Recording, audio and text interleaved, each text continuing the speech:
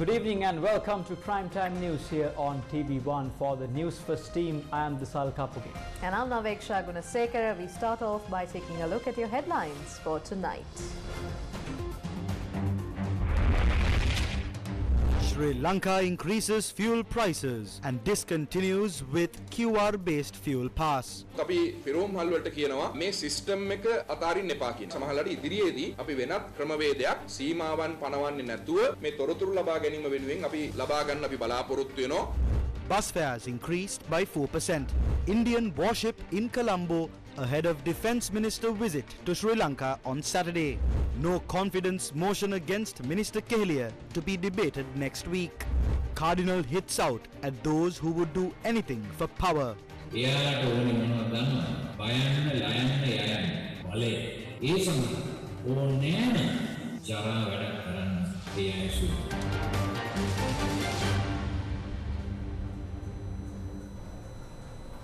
In your top story tonight, Sri Lanka's Minister of Power and Energy, Kanchana Wijesekara, said that the QR-based fuel system will be discontinued with effect from Friday the 1st. Now, notably, Sri Lankan authorities increased local fuel prices with effect from midnight on Thursday the 31st. Filling stations will be permitted to disregard the QR-based system when dispensing fuel with effect from Friday the 1st. We also request people to not queue at filling stations and resort to collecting fuel in containers. Consumers will be allowed to pump unlimited fuel with effect from Friday the 1st. However, we appeal to the filling stations not to abandon this process. At times, we will be using these details to assess the information in the future.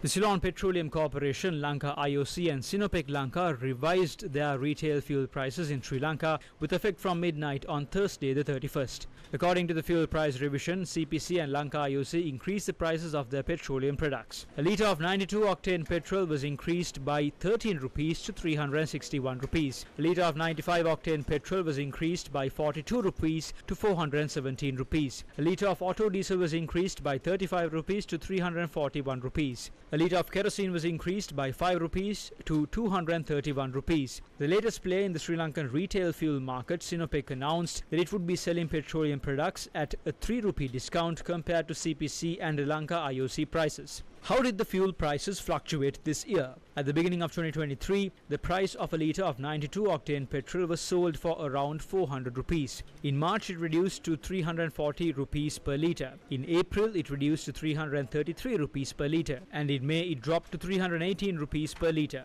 However, in June, the price spiked to 328 rupees per litre. And then, in July, it increased to 348 rupees per litre and thereafter to its present level of 361 rupees per litre. Diesel was sold at 405 rupees per litre in February of 2023. Thereafter, the price of a litre of diesel dropped to 325 rupees, 310 rupees, 308 rupees and 306 rupees before it was increased to its present level of 341 rupees per litre. Why were the fuel prices revised? The reason for the price increase was the increase in the price of a barrel of crude in June from $80 to $85. In August, the price had moved to $110 per barrel. That is an increase of 25%. So when Platts prices increased in such a manner, we were compelled to increase our prices.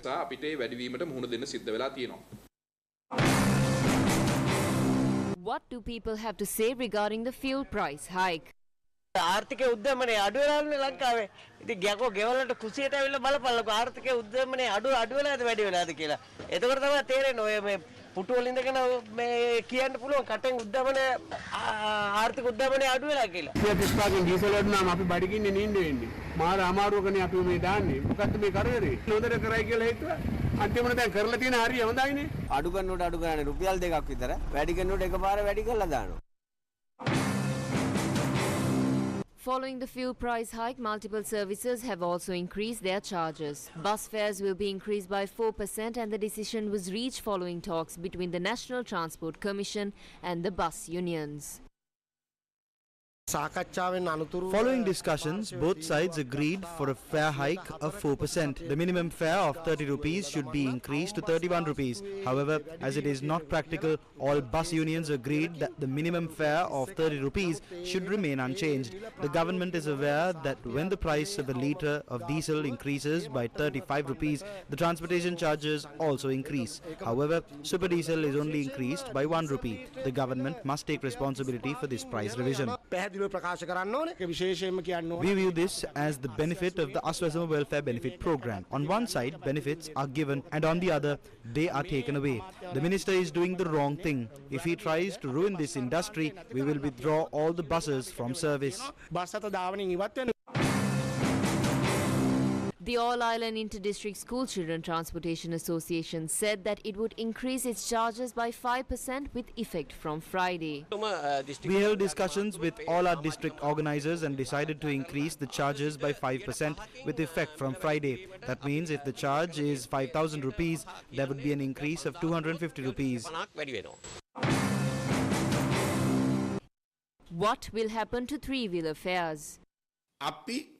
In the past, we managed to maintain a reasonable fare. However, at this time, we will not step in with regard to the fares. We will inform the three-wheeler drivers to decide on the fare while protecting their profession, the consumer and the industry.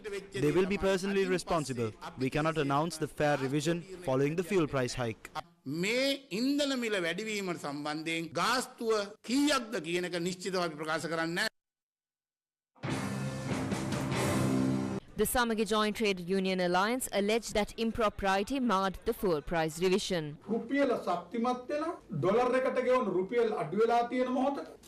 The fuel prices were increased at a time when the rupee appreciated against the dollar and when world crude prices remained steady.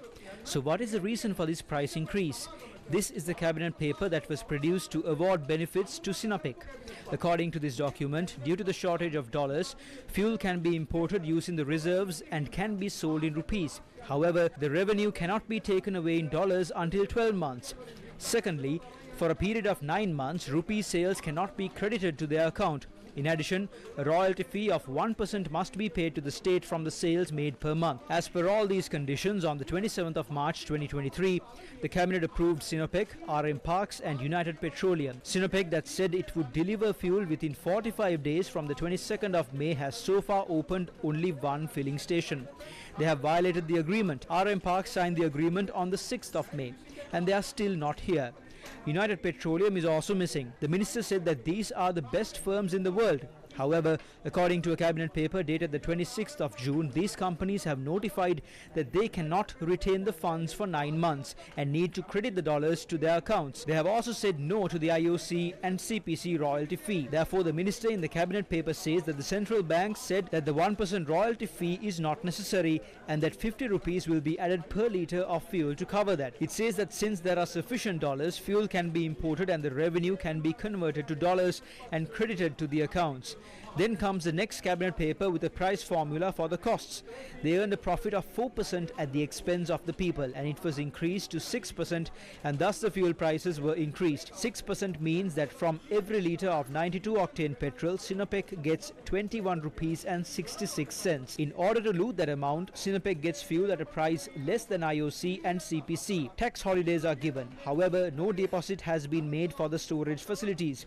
As per the cabinet papers produced by the minister, 71 rupees and 66 cents is being looted from the people via taxes and commissions. මධ්‍යම රාත්‍රියේ ඉඳලා ඉන්ධන මිල වැඩි කරා 106ක් කියන්නේ 92 petrol ලීටර එකකින් සයිනොපෙක්ට ලැබෙනවා රුපියල්. This is what the Minister of Power and Energy had to say. As per the fuel price formula that was introduced with IMF intervention, we need to cover the cost for all petroleum products. We cannot use one product to cover the cost of another. RM Parks and Shell have informed us that they would ink agreements in October and would commence operations before November. The Defence Minister of India, Shri Rajnath Singh, is scheduled to visit Sri Lanka on Saturday the 2nd on a 2-day official visit to review bilateral defence ties. During the visit, the Defence Minister of India, Sri Rajnath Singh, will hold talks with President and Defence Minister of Sri Lanka, Ranil Wickremesinghe, and Prime Minister Dinesh Gunawardena. The entire gamut of India's defence ties with Sri Lanka will be reviewed during these meetings. The Defence Minister will also visit Nuwara and Trincomalee. The Indian High Commission said that this visit of Sri Rajnath Singh reiterates India's continued commitment in furthering the existing warm and friendly relations with Sri Lanka. The visit is an important landmark in deepening the enduring bonds of friendship between the two countries in the defence sphere. The Indian naval ship Delhi arrived at the port of Colombo on a formal visit this morning, the 1st of September 2023. The visiting ship was welcomed by the Sri Lankan Navy in compliance with naval tradition. INS Delhi is a 163.2-meter long destroyer manned by a crew of 450, and the ship is commanded by Captain Abhishek Kumar. During the ship's stay, the crew will take part in several programs organized by the Sri Lankan Navy with a view to promoting cooperation and goodwill between the two navies. They are also expected to visit some of the tourist attractions in the country. In addition, INS Delhi has made arrangements to open the ship for the visit of school children. Further training exchanges are scheduled to be held aboard, involving naval personnel from both navies. The ship is expected to depart the island on the 3rd of September, and she will conduct a passage exercise with the ship of Sri Lankan Navy off Colombo. Sri Lanka's Minister of Power and Energy, Kanchana Wijesekara, said that India's Adani Group is expected to add the 500-megawatt renewable energy project to the country's national grid by January 2025. Now, he also responded to allegations raised with regard to this project. The feasibility study was carried out with regard to the Adani project. We have given our approval, and in the future, the CEB officials will engage in talks on the cost of purchasing electricity from them. In addition, the transmission needs to be added. If the CEB and the Treasury does not have the funds to invest, and if the investors can make the necessary investments, we will provide the facilities to implement them within a certain time frame. They hope to add the 500 megawatt wind power to the country's national grid by January of 2025. Quoting a recently introduced cabinet paper on the said on-grid renewable energy development project, independent MP Professor Charita Herath said that attempts are being made to consider it as a government-to-government proposal and award the project to Adani Green Energy Limited. He termed the act a blatant violation of the country's Electricity Act. Professor Charita Herath questioned the process of awarding the project to Adani Group by considering it a proposal from the Indian government, while disregarding the process of calling for competitive tenders and selecting the most advantageous proposal for the country. Interestingly, the area that will be given to India's Adani Group for the project is an area that was identified as suitable for Sri Lanka's first offshore wind project in the latest World Bank report on Sri Lanka titled Offshore Wind Roadmap for Sri Lanka. Instead of responding to the concerns raised over the project, Sri Lanka's Minister of Power and Energy said that questions arise about whether certain media institutions are attempting to prevent Sri Lanka from achieving its renewable energy goals. The government has identified the need to source 70% of the electricity requirement via renewable energy by 2030. We can see that certain media institutions are attempting to prevent us from reaching that goal. We can see the attempts being made to enrage the people with regard to certain investments. The media itself says that thermal power generation costs a lot of money. When we attempt to introduce renewable energy projects that would reduce power generation costs, they themselves create the news, claiming that power plants are being sold to foreign nations. Chief incumbent of the Mihintale Rajamahaviharya, Venerable Dr. Valawa Hengunawave Dhammaratana Thero, expressed his views regarding the fuel prices at a press conference.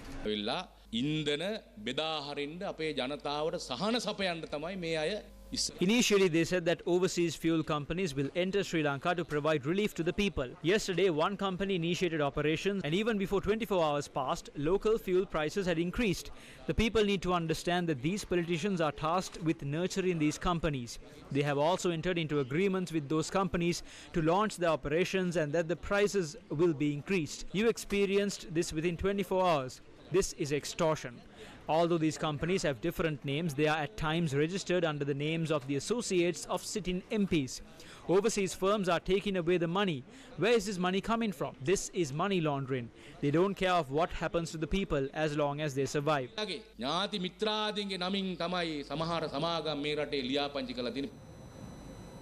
His Eminence Malcolm Cardinal Ranjit, the Archbishop of Colombo, said that a group that would do absolutely anything for power has emerged. He made these comments while addressing worshippers at an event at St. Sebastian's Church in Katuapitia.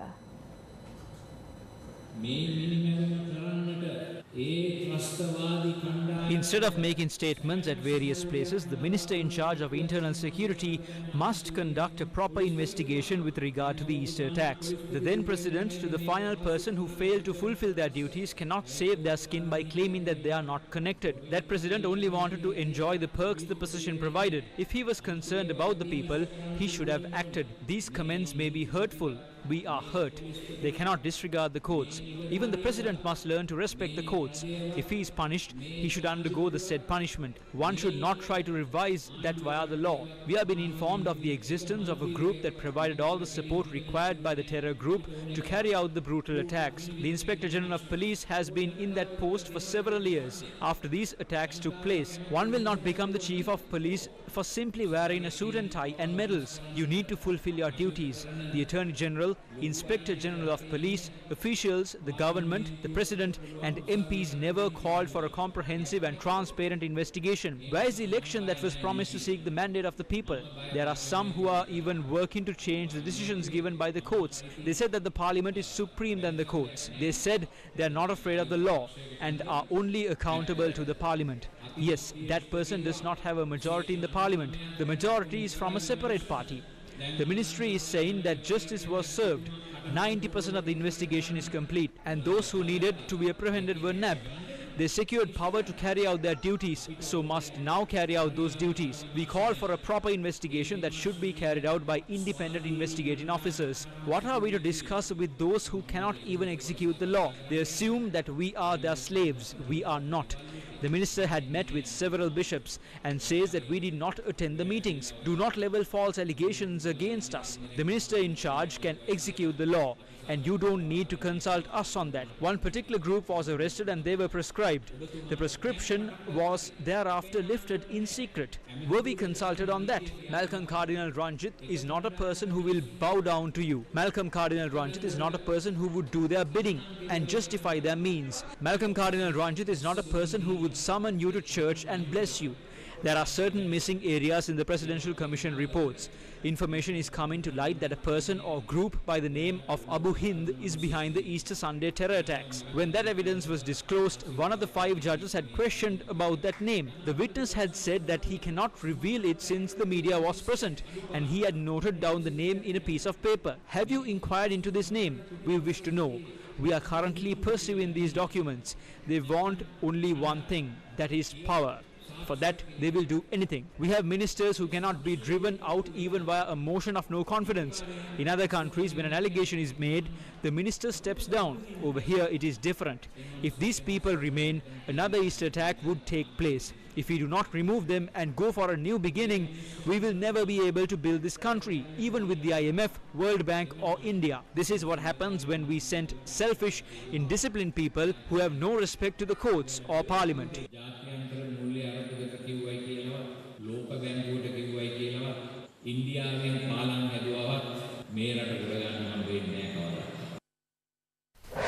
News first with the people. Ladies College presents a musical phenomenon, SOSL Pops, a performance by the Symphony Orchestra of Sri Lanka, conducted by Nishanta Varnakulasuriya, September 2nd and 3rd at the Ladies College Hall, featuring the Ladies College Senior and OGA choirs, with guest soloists Crisanta De Silva, Dinushka Jayavikrama, and Melanie Bibile. Tickets available in the school hall foyer. Media sponsor Yes 101, Legends 966 and TV1. The Government Medical Officers Association convened a series of press conferences on Friday the 1st to raise concerns over the country's ailing healthcare system. Now, these press conferences took place in Maharagama, Kurunagala, Hambantota, Badulla and Nuwara Eliya. Here are some of the views expressed in Anuradhapura and Trincomalee. When the Anuradhapura Teaching Hospital is taken into consideration, about 19 specialist doctors from major sections have left the country. About 27 general doctors have left the country. Another set of doctors are planning to leave the country after fulfilling the relevant requirements. But we can't see the government taking any action in this regard. We would like to say that it is unrealistic of the President and the Cabinet to think that establishment of private medical faculties and bringing down doctors from abroad is a solution to this issue. We believe that this is a conspiracy. We believe that a plan is underway to promote the private sector and to privatize the government health services. Another press conference was held in Trincomalee. When it comes to the Trincomalee district, around 15 specialist doctors have left the country. Apart from that, around 25 to 30 other doctors have left the country. Also, another set of doctors, especially junior doctors who got their appointments recently, are fulfilling the requirements to migrate. If this continues, peripheral hospitals like Trincomalee will end up in a tragic situation of closure in the very near future.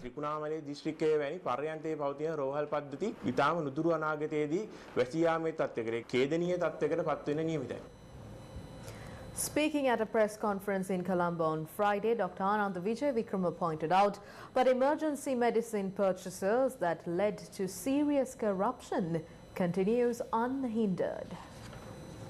1.5 years later, emergency purchases are still being made under the guise of emergency purchases, and this doesn't seem to be slowing down. When emergency purchases are made, medicines are brought down without registration. Medicines can only be brought down without registration on request of the Health Ministry or on private requests to save a life or in the occasion of an epidemic. That is the legal precedent. Otherwise, it is illegal to use that relief to bring down all the medicines. Then there is a procedure to follow to determine whether those drugs or chemicals need to undergo testing. This is regulated by the subcommittees established under the expert committee of the NMRA. Then the process will be followed quickly in an emergency situation. Registration for such medicines are waived according to an accepted method even in such emergencies. That isn't being followed now. When it is said that this process is not followed, the Health Secretary speaks to the media that the NMRA Director Board is given power to import and export drugs in emergencies. Then the Minister says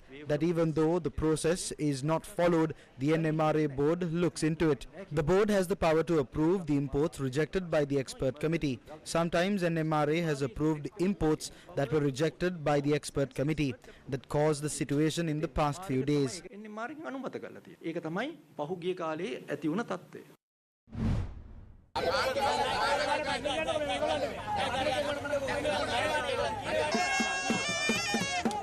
The Samagi Jana Balavege protested opposite the Health Ministry on Friday, demanding the immediate resignation of the Health Minister.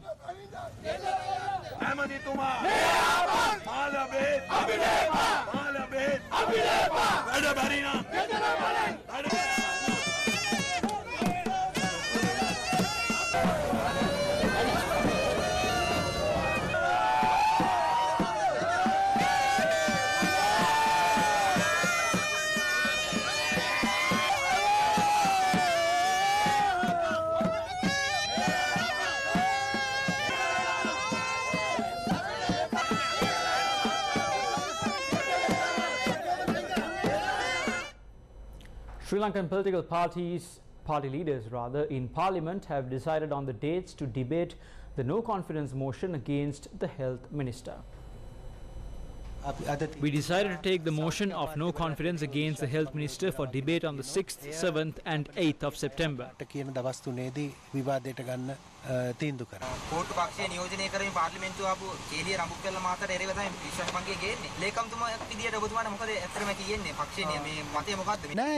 Our party will stand for him. We will win this motion of no confidence.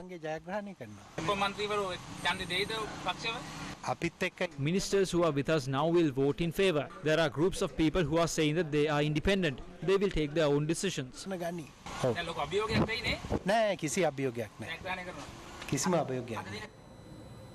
In more local news, the Central Bank of Sri Lanka cancelled the license issued to Bimput Finance PLC. Central Bank of Sri Lanka said that Bimput Finance PLC, a licensed finance company under the Finance Business Act number 42 of 2011, has continuously been violating or contravening provisions of the FBA, several general directions and rules that have been issued with the view to achieve the overall objective of financial system stability, and also specific directions issued to BFP in order to address the critical financial position of the company. Consequently, the financial condition of BFP had been deteriorating due to deficient capital level, poor asset quality and continuous losses. In view of the above, the Monetary Board has decided to cancel the license issued to Bimput Finance PLC with effect from Friday the 1st. The Dhaka Tribune reported that Sri Lanka has paid another $100 million in the second installment out of a $200 million loan given by Bangladesh in a currency swap, according to a Bangladesh bank spokesperson who said this today. Last month, Colombo paid $50 million in the first installment of the loan payment. Bangladesh lent $200 million from its foreign exchange reserves to Sri Lanka during its economic crisis. Bangladesh Bank Executive Director and spokesperson Ms. Baul Haq said the remaining $50 million is due to be repaid within the current year. Bangladesh extended the debt repayment time to give Sri Lanka time to revive its economy. In a recent press release by the Central Bank of Sri Lanka titled External Sector Performance July 2023, it is noted that the workers' remittances increased notably in July 2023 in comparison to July last year.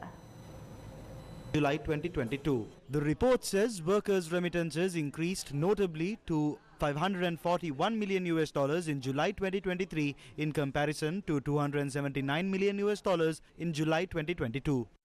Meanwhile, the report says, based on provisional data, total departures for foreign employment during January to July 2023 and departures in July 2022 amounted to 171,015 and 24,578 respectively. Total annual departures for foreign employment in 2022 was 311,056. In addition, the report notes that tourist arrivals increased to 143,039 in July 2023 compared to 100,388 arrivals recorded in June 2023. Meanwhile, the cumulative tourist arrivals during January to July 2023 amounted to 767,913 compared to 458,670 arrivals recorded during the corresponding period in 2022. Earnings from tourism in July 2023 were estimated at $219 million in comparison to $123 million in the previous month and $85 million in the corresponding month in the previous year. Consequently, earnings from tourism during January to July 2023 amounted to $1,094 million compared to $765 million in corresponding period in 2022. India, Russia, the United Kingdom, Germany and France were the main source countries for tourist arrivals during this period. Egg and poultry producers say that their product prices will decrease in the near future due to permission being granted to import corn for animal feed. Within the next 2 to 3 months, consumers can get eggs for 30 to 35 rupees. So we would like to tell the government to stop importing eggs from India. It is clear that the price of an egg can be brought down to 30 rupees by December.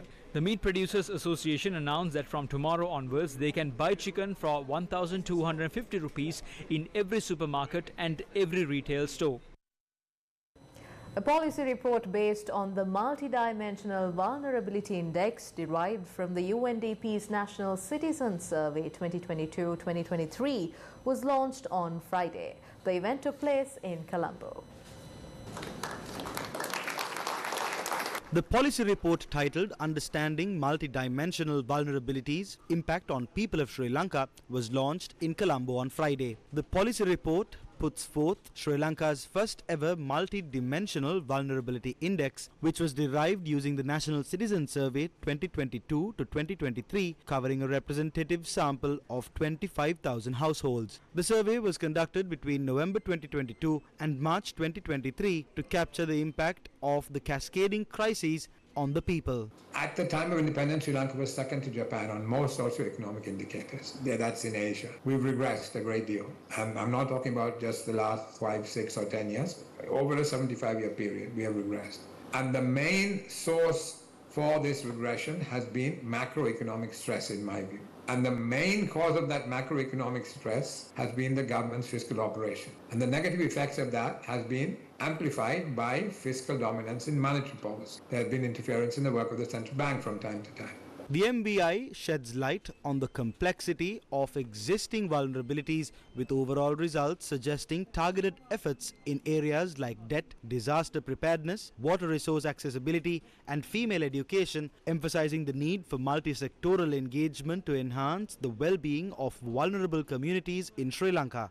If we look across the 12 indicators at the percentage of people who are multidimensionally vulnerable, so it's among that 55.7%. What percentage of the population of Sri Lanka are also deprived in each indicator? And it's highest in adaptive capacity, followed by lacking a direct water source and being indebted. When we apply the weights, these same indicators come up, with indebtedness contributing the most to vulnerability in Sri Lanka, followed by adaptive capacity to disaster, which together with experience of disaster contributes a large amount, the blue stripes. Direct water source is important, but both of the years of schooling indicators together also are very visible contributions to vulnerability in Sri Lanka.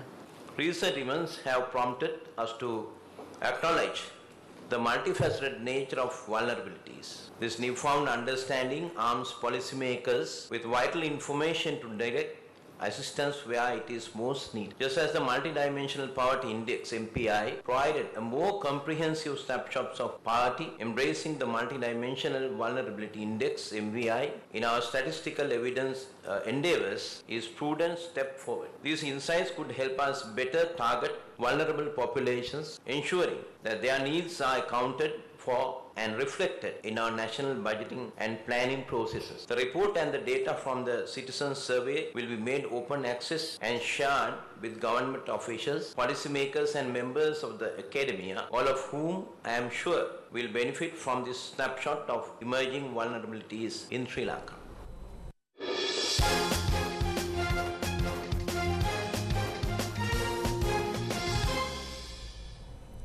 Now in news from the 2023 Asia Cup, the Sri Lanka team set off for Pakistan on Friday the 1st for their clash with Afghanistan in Lahore on the 5th of September. One bounce for four. Oh, it's not a chance as well. They go away for four. Sri Lanka defeated Bangladesh in their campaign opener at the ongoing Asia Cup 2023 and broke their own record to establish their longest winning streak in ODI history. This win over Bangladesh, a team with whom they have given some thrilling matches over the years, is their 11th successive win in ODIs, which is their longest winning streak in ODIs. The hosts bundled out Bangladesh for 164 runs thanks to Matisha Patirana's 4-wicket haul 4 for 32. Charit Asalanka and Sadira Samaravikrama slammed 50s as Sri Lanka defeated Bangladesh by 5 wickets in their first Asia Cup 2023 game on Thursday. Sri Lanka chased down a paltry total of 165 runs against Bangladesh in 39 overs in Pallakele. Sri Lanka leads Group B and on Tuesday will clash against Afghanistan in Lahore. The Sri Lanka and Bangladesh teams left for Pakistan on Friday evening. TV1 is the official local broadcaster of the 2023 Asia Cup. All matches are being broadcast live on TV1 and on www.sirasatv.lk.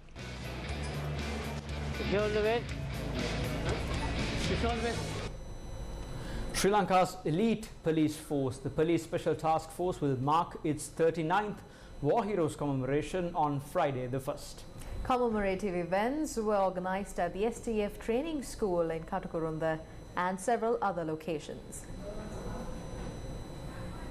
From the 1st of September 1984, A total of 464 personnel from Sri Lanka's elite police force, the Police Special Task Force, were killed in action during the war, while another 774 personnel were permanently injured. The 39th War Heroes commemoration of the Police Special Task Force took place at the STF Training School in Katukurunda. The event was attended by Public Security Secretary Viyani Gulatilaka, IGP CD Vikramaratna, Acting Commandant of the Police Special Task Force DIG Jagat Chandrakumara, and Deputy Commandant Atula Ratnaika, among others.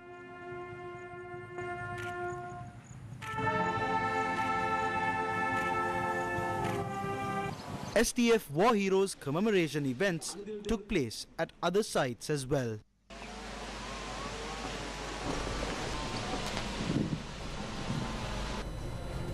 And that's a wrap of Primetime News for tonight. For all these stories and much more, you can visit our website, that is www.newsfirst.ok. For the News First team, I'm Naveksha Gnasekara. And I'm Disal Kapoge. As always, thank you for watching. Stay safe, take care, and have a good night.